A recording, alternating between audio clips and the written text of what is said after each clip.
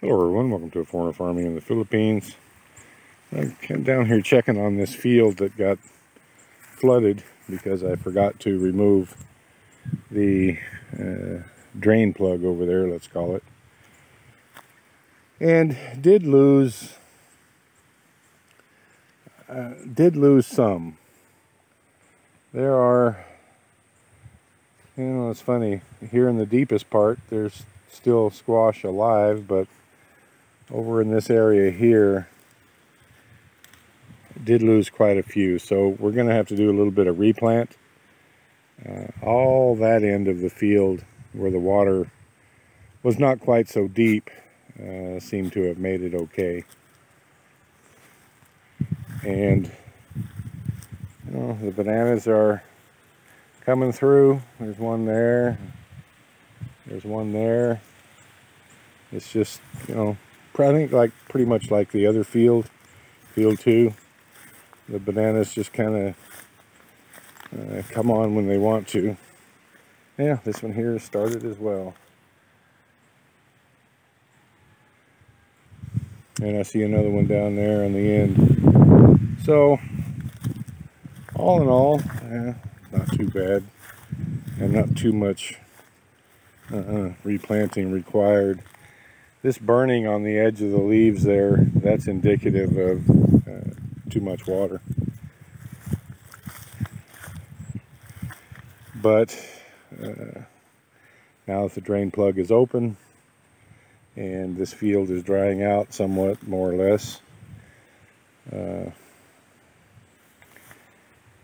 I would anticipate that these squash will do well.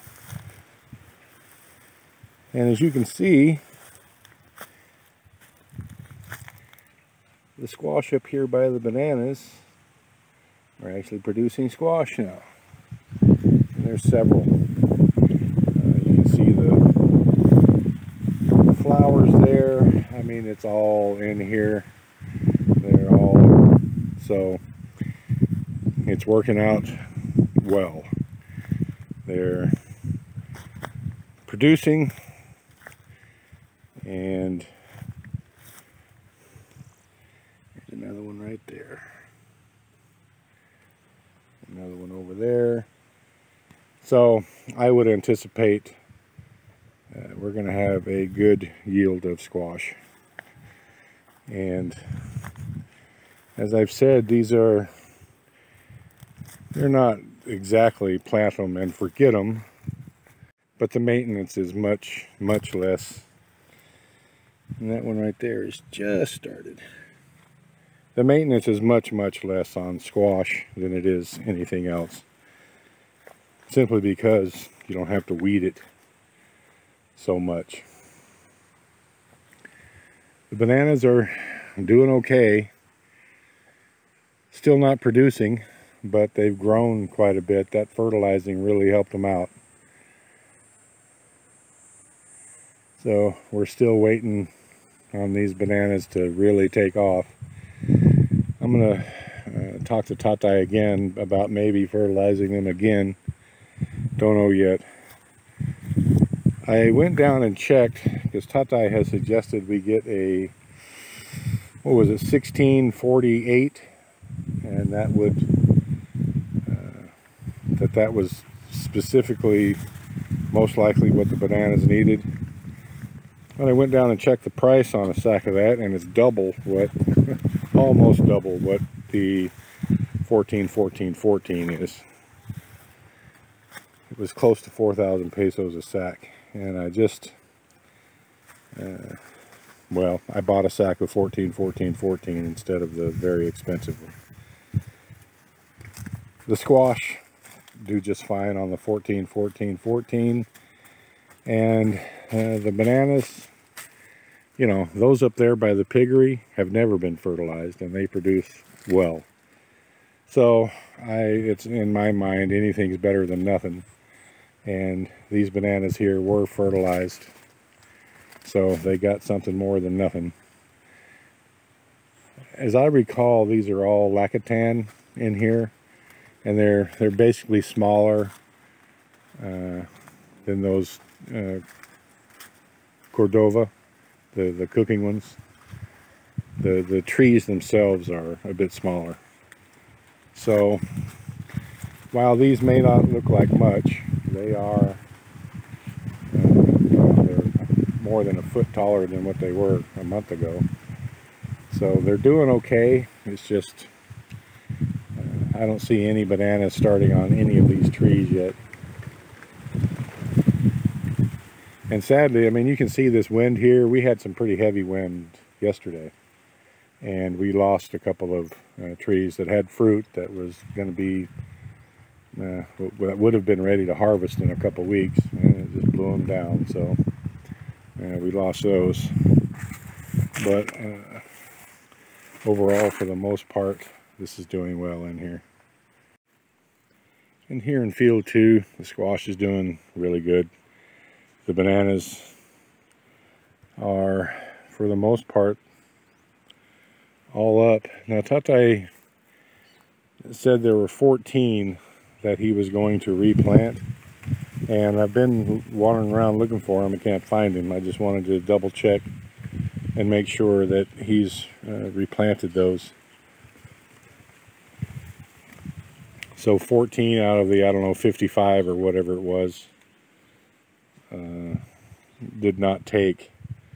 And that gives us only about a 70% germination rate. And Tate was saying it was more than 90. So don't know exactly what the problem was here. And from looking at field 6, I think we're going to have about the same germination rate over there. But nonetheless, they're doing well. And I didn't show on video up at Mike and May's place. There were a couple banana trees that were planted up there from bulbs, and of course the others that were just you know, small trees that were dug up and transplanted. And I wanted to show you the difference in vigor from the ones that came from bulbs versus the ones that were just transplanted. The ones that come from bulbs are much more, I don't know, they just have a lot more leaves. They just look 10 times better. So I'm glad that we finally got Tate to spill the beans, as it were, to the best way to propagate bananas. These are doing well. Our cornfield doing okay. It's funny, you know, from one little, you know, 10 feet away, the difference in the soil here. You can see right on the end here, man, those corn stalks are just taking off. And then if you go over 10 feet, you know, they're not quite so green, and about probably 10% the biomass of the plants. And again, big green there and not so much. I mean, it's just, I don't know, it's always been the case in this soil here, is that, you know, you can take 5 steps and it's totally different from where you were at before. Having said that, that whole little patch of corn right there is just doing great.